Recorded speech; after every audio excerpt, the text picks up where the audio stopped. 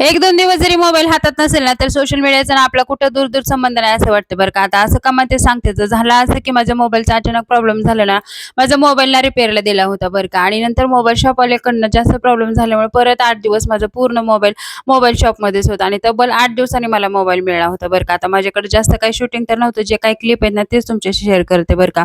आणि नंतर ना सोशल मीडियाचं ना आपलं जे नातं झालं ना, त्याचीच आता पोचपावती मला भेटली होती. म्हणजे झालं असं की 8 दिवस माझे व्हिडिओ नव्हते, तर मला 2-3 त्यांच्या कमेंट आल्या होत्या, की "ताई तुमचे डेली व्लॉग दिसत नाहीत बरं का."